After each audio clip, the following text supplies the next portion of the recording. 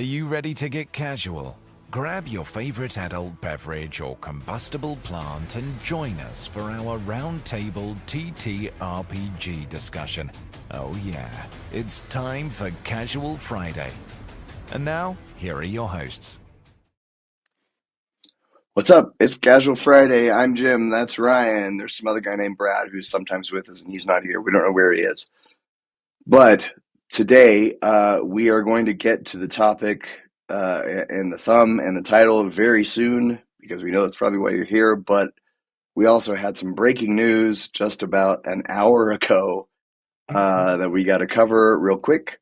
There is a new Daggerheart book coming out next month. Or not next month, next year. It was just announced today. This is fresh from the Daggerheart website, and Todd Kenreck, ever the mouthpiece of Darrington Press, got a video out about it. Hello, Mr. Vincent. Twin Steel, they're double streams because there's a landscape and a vertical stream now. You can pick if you want to, however you want to watch it on your phone, I guess.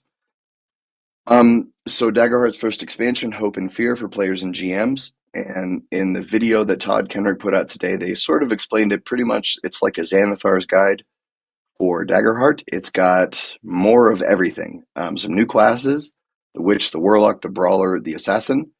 Only one new domain, I think the Dread domain. 130 new adversaries, and there are new campaign frames and new all the stuff, all the things that I didn't like about the Daggerheart book because that I said there weren't enough of, like items and adversaries. Well, they're putting a lot more of that. And I don't know, Ryan, what do you think? I like a book that's got something for everybody.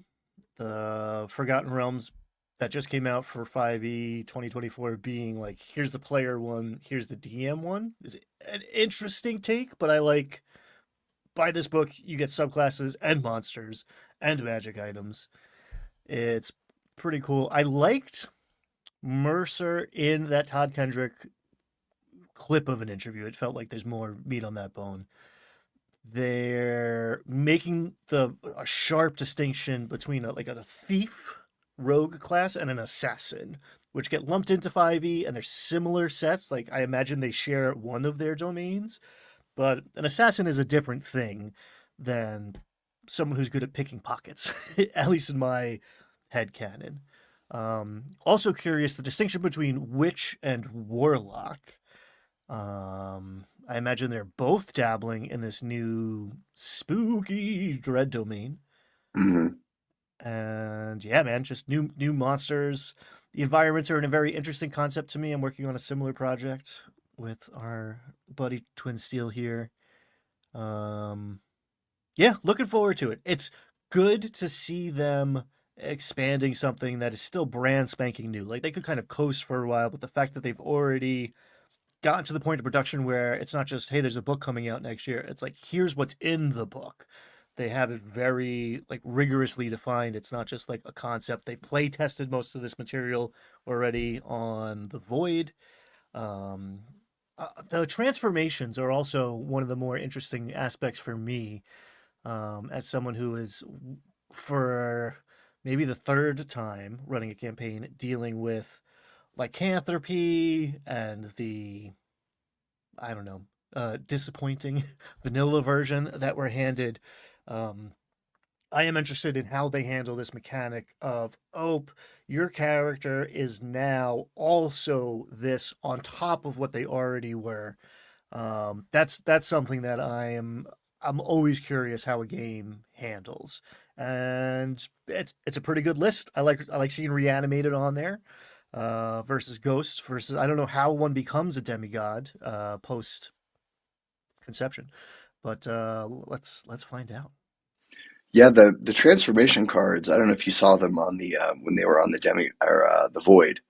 The playtest version of the transformation cards were really cool because they're sort of independent of level because most of them work with your proficiency, and they look like they would make very good sort of epic boons. Like level since there's no level 11 in Daggerheart, striving to become a demigod would be a cool post level 10 thing if you wanted to keep going in that campaign. And like the way that each one of them worked was that you got some kind of boon and a kind of bane. So like to become a vampire, you would get extra damage or something on your attacks, but you had to feed, and when you feed, you'd place a certain number of blood tokens on the card, and each day you didn't feed, you'd have to take a token off, and if you run out of tokens, then you're at disadvantage on your attacks and stuff like that. So they were all balanced for like none of them are just a free ride boon. They all came with some kind of drawback that made them applicable for kind of any kind of campaign at any level, and that's what I thought was really interesting. Yeah, I love mechanics like that that are providing players with meaningful choices and like that's good storytelling. Just Yeah. the infinite race to better and better and better with no, I don't know, complications or consequences. It's fun for a little while, but that's playing on easy mode. Oh, this is cool. There, it comes in a regular and a deluxe edition, and the deluxe edition comes with a bunch of extra D12s. That's nice. So not everybody has to buy their own special dice set. They can use some extra matched D12s. So you can pre-order that now, and it is coming out summer 2026. It comes with a book and new cards. The deluxe edition gives you dice, and this is kind of interesting. Tear off blank adversary sheets. I'd like to see those. That's pretty cool. And a GM screen. Build your own monster, scratch and sniffs. I'm here for it. All right, now vamp for a second while I switch what we are. Speaking of dread, um, we it's funny. Last week, this article came across. I think it might have come out on Friday. This article came across my feed. I think Reddit alerted me to it or whatever, and I was like ready to talk about it. But we had done a lot of work already on fixing up the dungeons and that new Forgotten Realms thing, and I was just like, you know what? Let's just let this one pass. And yeah, as Brad mentions, Brad's not here, man, and he's the voice of reason, so he maybe would have talked us out of covering this one. Because I don't know, we're not beyond playing some YouTube games some of the time, but like we don't go chasing the controversy. We'd be doing bigger numbers if we did.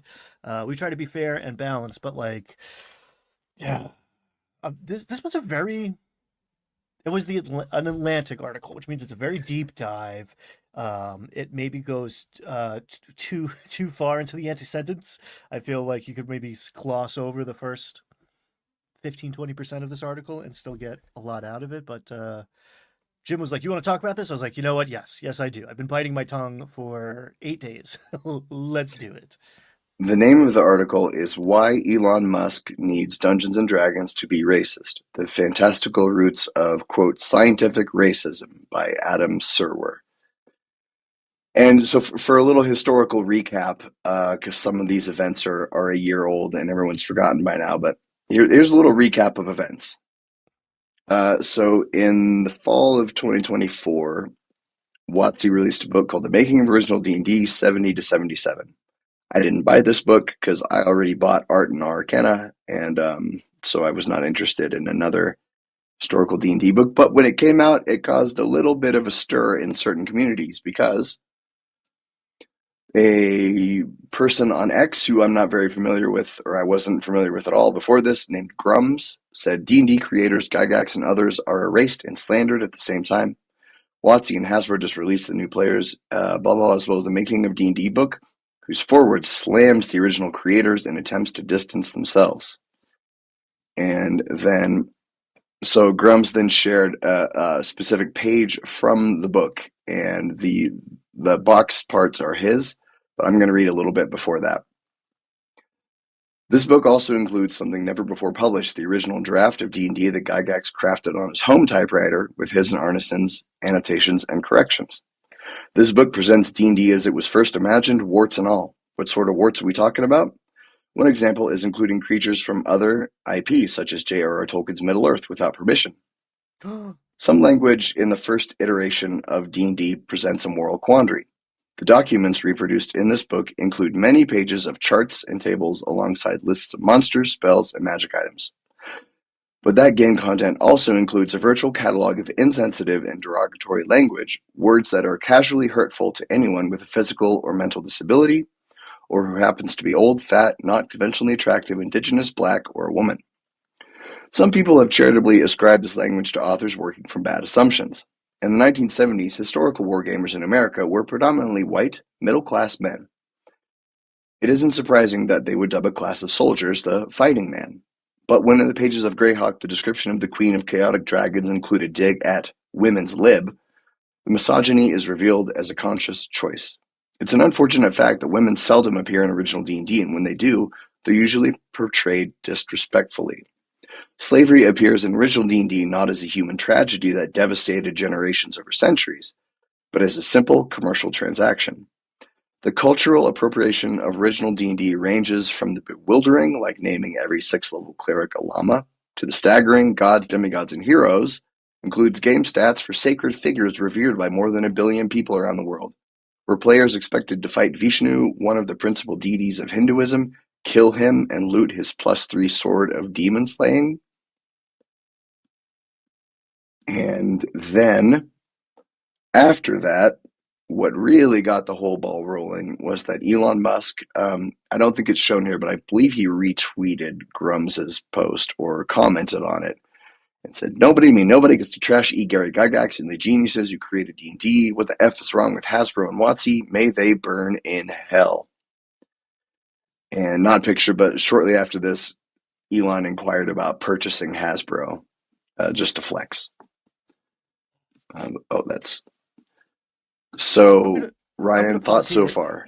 Yeah, I mean, lots of them, but on this screen, the inclusion of the E is such a specific kind of nerd flex, where it's like, I know Gary Gygax's name is actually E. Gary Gygax, and I'm going to take the trouble to type that because I am providing my nerd credentials to you. And that feels like so many nerd flexes, as if it's coming from a place of insecurity, right? Like this is a man who was it Path of Exile? Do you remember when he played that video game on a stream to like prove how good he was? And he had this high level character that he had clearly paid for because he didn't know how to play the game. He had claimed to have invested many, many hours in playing it, but he didn't have any idea. He couldn't really get beyond the map. He didn't know what to do. Like the basic navigation of the game itself. It wasn't like, oh, he ate it on a boss fight. It was like he couldn't operate the controls. So like, here's a man with a history of trying to prove he's got nerd credentials, which is weird, which is a weird thing to do. Like, I don't really pretend, at least I haven't since I was like much younger, to like know more about shit I don't know about. And I don't know. This guy's in charge of how many? He's the CEO of like 6 companies. Why has he got time to like hobble into a nerd fight? And it's not nothing. Everyone's like, who cares what Elon Musk said? 2.2 million views. This man owns the platform and is the wealthiest person on the planet. If he's like, how much is Hasbro? Like, that's only half in jest. He might buy this thing and make it racist again because it pleases him. So I didn't include it in the slideshow, but if we remember later, we should bring up that Joyce Carol Oates tweet because that's about. Do you know about that? Refresh my memory. Joyce Carol Oates, the author, she put little Elon in his place with a very, very incisive, eloquent, and hurtful tweet that sent him spiraling for several days after she did it. I was expecting nothing less of her literary genius to craft a well-reasoned tweet. Yeah, we'll save that for after. I'm excited. Yeah, he did. We're gonna get to that pretty much. Also, to be fair, Elon Musk did not read the book. I doubt he even read the full text in the square that the guy quoted in his tweet. Yeah, so the point, let me go back to that real quick. The reason that they put the disclaimer here was not for wokeness. I mean, it sort of is, but The reason they put the disclaimer here was because, as I said at the beginning, they recreated the entire text of that original edition, and they put in here with its problematic words and all. And the reason they put this here is because we shouldn't delete the history. The history is being reprinted here, but it needs to have the proper context. And that's why, you remember the hubbub 10 years ago about all the Confederate statues? The difference between a statue being in a public place where its intent is ambiguous versus a statue being in a museum with a placard next to it where it has context. That's the difference. So they put the context here to say, these ideas were okay at the time. Modern audiences would not like them. But we don't want to erase history. We just want to give it the proper context that it needs. And really, all of that Grums and the people who got mad about it saw was mostly that comment about how in the 70s it was mostly white men playing. That's the part. Anytime you point that out, they get very triggered. The kind of people who would get triggered by this. When you point out, look, it was all white guys, they get mad. Start not all, whatever. Hashtag not all, whatever. In 1988, I had a black friend. Okay, bro, cool. But yeah, it was a different time. And the things that this book is prefacing in the preface before it completely prints out in its entirety, which is the opposite of erasure, as far as I'm aware. There's things in here that we, before this episode started, decided that we're not going to put on the screen or say out loud because we will get smacked by YouTube. There's like some heinous shit going on in these pages, and they are printing them and just being like, hey, this is what was there, and we're showing it to you. So just a heads up, it's coming. And also, not really an endorsement here.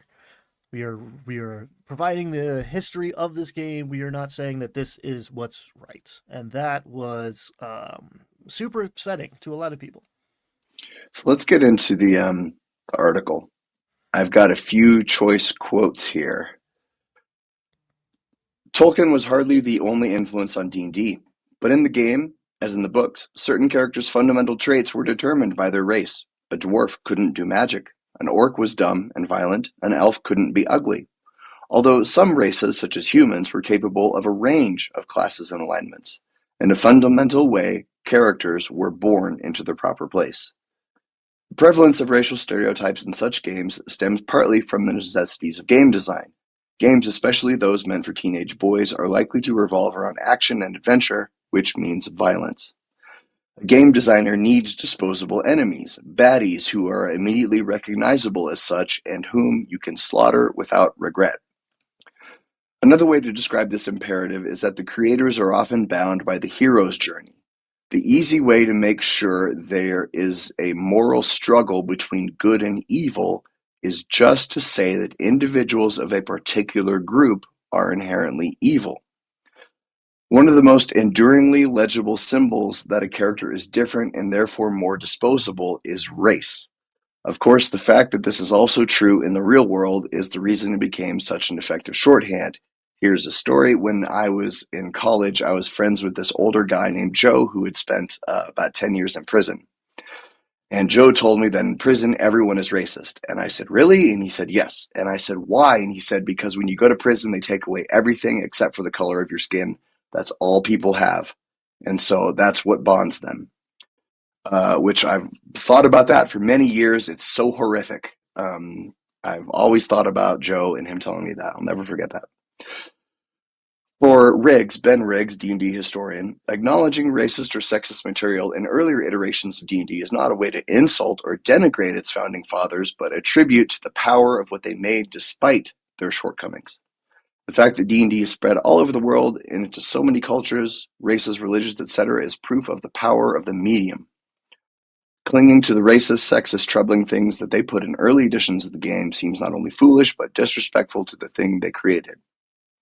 And then here's what I've been saying over and over and over again, ever since I've been on YouTube. Besides, players who don't like the new rules don't have to follow them.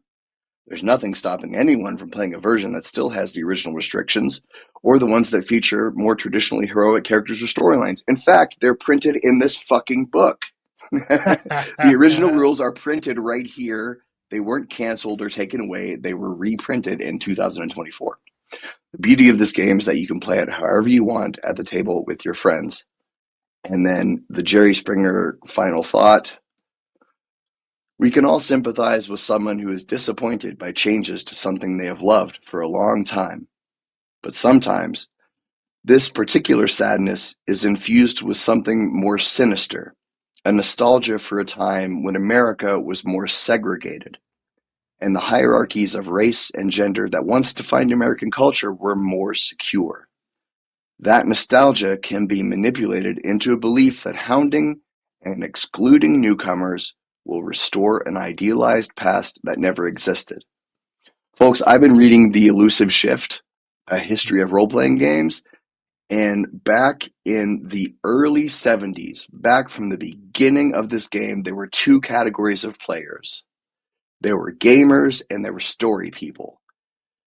And the grognards want to tell you that the story people only came around in 2014 when 5th edition was invented, and they're lying. It's always been two kinds of people. It's always been multiple games, going back to the very, very first edition. It's always been a game that you could take and play at your table however you wanted. And so the point of this article is that this people like Elon Musk believe that these social hierarchies based on gender and race are correct. And therefore, when you besmirch E. Gary Gygax and say, actually, his views on women were wrong, you threaten the belief of the powerful that they are incorrect about the hierarchies that they believe that they are at the top of. And it is so abundantly clear that they're telling on themselves, because there isn't no self-respecting grognard, right? No one who was playing in 78, 83, was not coming up with their own homebrew rules, was not fundamentally changing the way the system worked. It was almost necessary in the very beginning to at least amend what was there to make it function perfectly. So like the idea that this was like a unalterable object, machine that couldn't be changed in any way is absurd. People are making homebrew stuff all of the time. People are making house rules all the time. What happens when the dice touches the floor in your home game? That's not in the book, okay? So, like, the idea that you're not clinging to the fact that it should only be Mountain Dew and pizza, but you are clinging to the fact that it should be no girls allowed, says a lot about these idiots. Why is it that this is the part that they freak out about, right? Like, you can go run Thaco at your table, and, like, it's a meme, it's a joke, people talk about it, but no one's threatening to buy Hasbro because they're doing ascending AC now. Like, why is it the sexist, racist part that you guys are so upset about? And like this, Jay, you can do whatever you want at your table. That's kind of our whole point, that nothing has been taken away from anyone. You could do whatever you want at your table. No one has to even know unless you tell other people about it. That's the whole thing, is that these sort of people thrive on the idea of projected oppression. They thrive on this idea that our way of life is being threatened. They're trying to take it away from us, when in fact it's demonstrably not true. Because as we said, the book they were protesting included the rules that they are claiming are being like taken away and wokeified. Like the rules are right there. Nothing has been taken away. You could do whatever you want at your table. And so getting upset about a new edition of the game that reframes the rules, getting upset about it is a stupid waste of time because it has no effect on you. I feel like some of these people feel like they are, the Buddhists who make the paintings and then wash them all away so they can send their vibrations into the world. That's what these people think they are. They're like, we need to make sure that trans people are kept down so that the Earth's vibrations are correct. We need to make sure that the races know their places so the Earth's vibrations are right. That's just stupid. It's it comes down to a scarcity mindset. Don't lump in the Buddhists with Elon. It's kind of the opposite vibe. No, But that's a different podcast. The idea that more people coming to the hobby is somehow a threat to you, it's just it's just I don't. It's hard for me to sympathize with. It's gotta suck. It's gotta really suck to be literally the richest man probably in the history of the planet, and to be so goddamn scared and feel so threatened, and like people who don't agree with every aspect of this are gonna ruin your fun. I mean, when's the last time Elon Musk played D&D? Is he running the game for it? Like what does that table look like? I have my doubts. But the idea that like, oh, it used to be you would get shoved in a locker for admitting that you played this game, and I got shoved into a locker, therefore other people should have to go through that in order to like earn the cred to play, or just not be allowed in the first place, or like it wasn't better then. It wasn't better then. And I don't know. Yeah, if you are operating on the assumption that this is a game that's just for boys and people who look like you, because people who don't look like you or girls ruin your fun, then like you're on some whole other trip, man, because that has not been my experience. And like you're fucking missing out. You're missing out. Like the majority of the people in the world are gonna ruin your fun, then like you're having a very specific kind of fun that is maybe worth reflecting on. Because I can call into question the idea that women don't enjoy TTRPGs, because I've seen them do that. Like I've been in campaigns that were majority women for a year plus, and it was a great time. And the idea that I don't know, it's just some incel shit at the end of the day. If women don't want to play with you, maybe it's you, bro. Hmm. Tritzel, have you read The Elusive Shift? There's a lot of talk about the early home brewing of original D&D. So here is that tweet from Joyce Carol Oates. Now, Yes, get please. ready to bask in the glory. So curious that such a wealthy man never posts anything that indicates that he enjoys or is even aware of what virtually everyone appreciates. Scenes from nature, pet dog or cat, praise for a movie, music, a book, but I doubt that he reads. Pride in a friend's or relative's accomplishments, condolences for someone who's died, pleasure in sports, acclaim for a favorite team, references to history. In fact, he seems totally uneducated, uncultured. The poorest persons on Twitter may have access to more beauty and meaning in life than the most wealthy person in the world. Dang. I And just spent 10 yeah, minutes trying to say that. and Elon needed some ice for this burn. He went on a several-day rant about what a mean, nasty woman Joyce Carol Oates is, and proving that he reads books by posting wrong interpretations of science fiction. Elon historically regularly does not get the lesson of science fiction. But that's just I appreciate a good burn.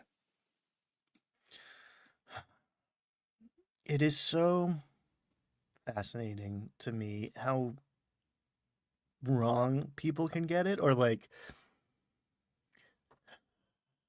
in a perfectly like equitable, fair way. It amazes me how differently some people can interpret pieces of media compared to what seems abundantly obvious to me. And that's true for everything. And that's also true for like the reality beyond fiction. But in fiction, where things are much clearer and constructed to be so, it's always weird the nerds who are like spouting the Empire's line and thinking that they're Jedi. Like, translate that to whatever piece of media you like. But like, it's so strange to me to come from all of these different pieces of art that take the outsiders on the fringes and show them banding together despite their differences and going against entrenched structure of oppression and being confused about the moral and the message. Like, you're not the resistance person who owns more wealth than anyone on the planet. You're the dragon. You're the dragon. You're the bad guy. uh Sorry that is hard to grok, another word you kind of understand. But like, I don't know. I don't know. This is a guy who's clearly miserable, which in some way is like proof that money does not buy happiness. But like, I don't know, if you have the capability of building a huge LLM that is going to agree with you and it turns into Mecha Hitler rapidly, it's time to maybe take a step back and reflect and shut up. You know, what someone else has done at their table has never had an impact on what happens at my table. Hmm. I don't think anything that's happened at anyone else's table has ever impacted me at my table. How could it? Yeah, I mean, the counter argument is maybe like these like Critical Role, like a really big actual play creates a set of expectations, but like That's true. even so, you can address that pretty immediately by having a session zero, which is another thing that they hate. But hey man, all right. PSA, let me try to be fair and balanced here. The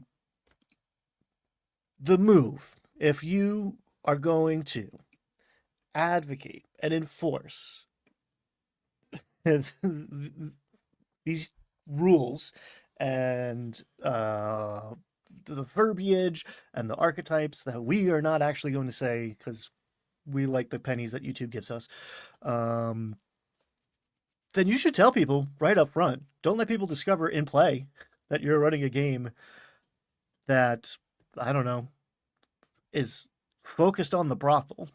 And yeah, I'm looking for synonyms now. The bad. I'm gonna get into trouble. Um, I'm not saying don't do that. Like, if you're playing with your buddies and you're making the same jokes you've been making since you were 12 years old, cool, man. Enjoy it. Like, that's great. Like, yeah, make your fart jokes, make your dick jokes. If you're in the friendly local neighborhood game shop and you're sitting down with strangers, maybe people who weren't enjoying these same references in middle school with you, then like, yeah, maybe code switch or let them know that you're not, and that here comes sexism because it is the cornerstone of your homebrew world. Okay, cool, bro. That doesn't sound like a cool way to spend my 4 hours of my precious free time. So I'm gonna go play with someone else. Have fun. Good luck. Since this is a very special episode, I gotta show the other one, the way more disturbing. If you know, you know. All right, so do we want to talk about other stuff, or should we cap it here? Should we just drop the mic and back on out? Let our I words mean, speak for themselves. yeah, I'm content cutting this short. Like, I don't know that I have much more to say other than just uh, expressing my disgust at the idiocy and the hypocrisy of it all. It's very hard to ignore idiots when they buy up the platforms because they're such snowflakes that they can't handle dissent. Um, and there's, I don't know, there's a lot more of us, and it, I don't know if it is striving too hard to find a silver lining or it's actually a good thing. Like, it would be better if they didn't exist in the first place, obviously, but like, I think it might be good that these idiots declare themselves publicly for what they are and fly their flag so that you're not surprised and you can avoid them and go spend your time with people who are capable of empathy, because that's a lot more fun. So that Atlantic article was called "Why Elon Musk Needs Dungeons and Dragons to Be Racist: The Fantastical Roots of Scientific Racism If you're a scientific racism person, if you are pro that, come on the show, debate us. We will tear you to pieces every day of the week and twice on Sunday. I could name names, but it's too late in the show. Nobody would get it now. I should have done that at the top of the episode. But you know who you are. If you're on this side, if you think that fantasy racism is great and that the races in real life should have hierarchies just like they do in fantasy games, if you believe that some races should have a +2 to intelligence and some should have a -2 in real life, come on the show. You piece of shit. We'll debate you. How about that? You know who you are.